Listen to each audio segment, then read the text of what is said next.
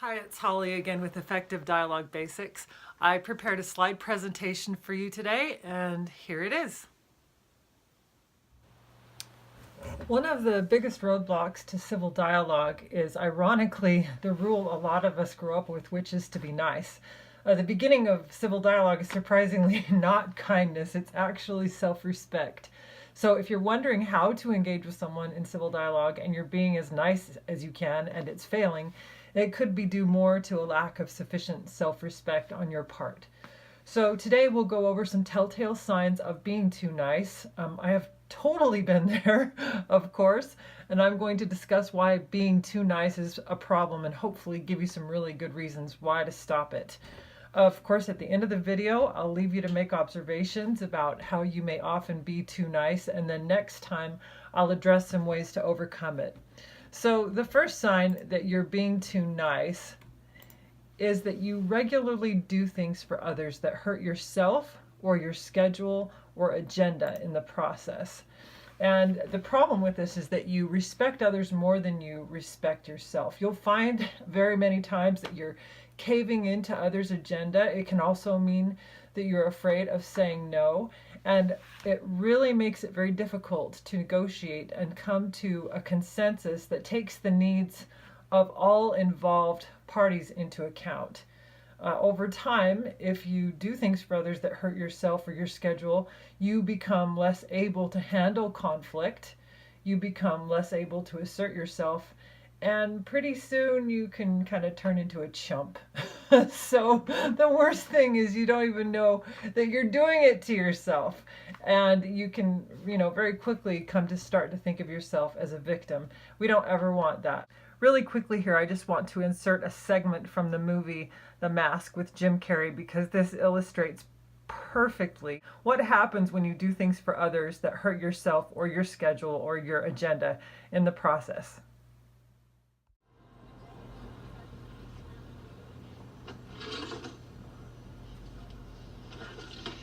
I got those concert tickets you wanted. You're kidding. For Friday night? Stanley, this is great. Oh, yeah. So what time should I pick you up? Well, see, here's the thing.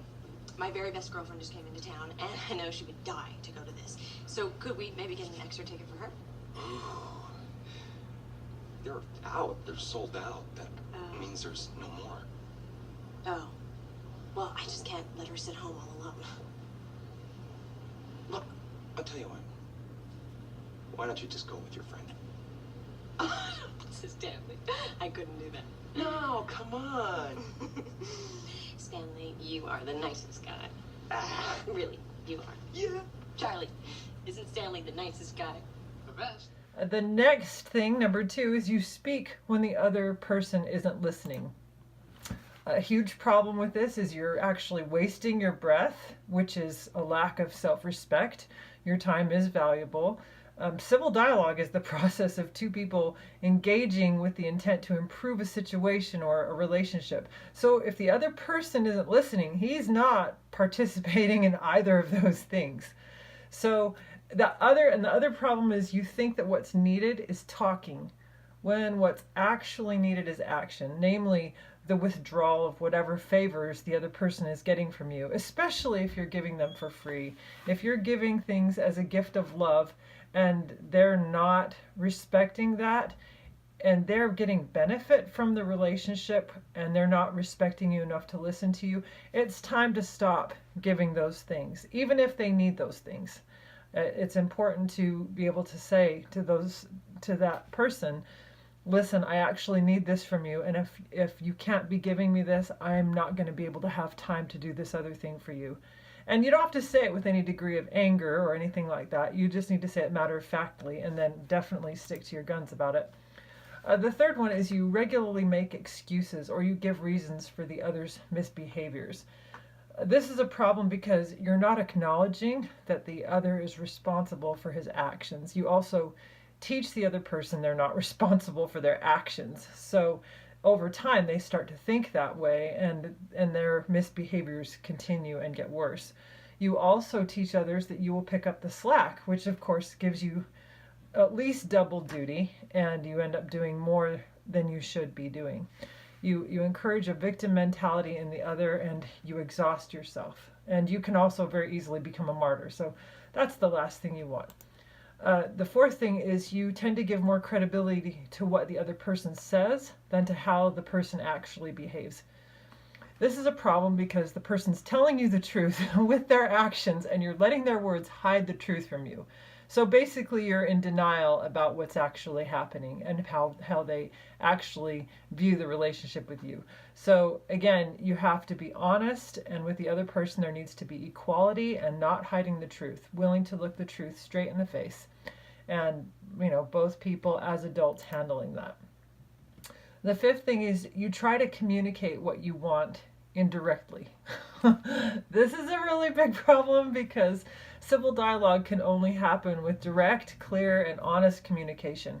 If you're dealing with someone who can't handle the truth, you are not in an adult-adult relationship with that person. You're more in you may be trying to be in an adult-adult relationship with that person, but if they put themselves into child mode, they're not going to be hearing you.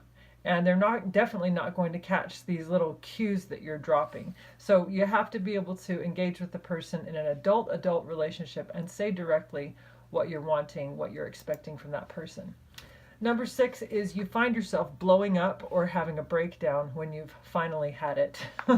This is a problem because you're not addressing issues as they arise. They become compounded, and it turns into a huge monster that really could have been dealt with when it was just a tiny issue. Over time, it can turn you into a martyr, which is ugly, of course. Number 7 is you look for the good in the other and you overlook the bad, or you think that with more time, love, or care, the other will eventually overcome the bad. The problem with this is you're making this up in your head, and you're ignoring the actual evidence the other person is providing you. Actions speak louder than words. Don't ever let another person's words obscure the truth. If they're not improving, if they're not overcoming their problems with their own initiative, then they're probably not going to. Number 8, of course I only have 8, and it's a very non-compelling number, 8, but oh well. You stay in the situation without an escape plan. This is a problem because the longer you allow others to disrespect you, the more you disrespect yourself. And you reinforce the bad habits that come with it until eventually you become totally disempowered. And this is also known as learned helplessness. You basically train yourself to be a victim and to be below others, which makes it so that really you're not going to eventually be able to be on equal footing with anyone because you've habitually put yourself beneath them. So just in conclusion, these are the signs of not respecting yourself sufficiently. This next week, just take some time to make observations, make some notes, log it in a journal. Notice when you do this kind of thing. Just observe your behaviors. And again, remember, this is mostly about self-awareness.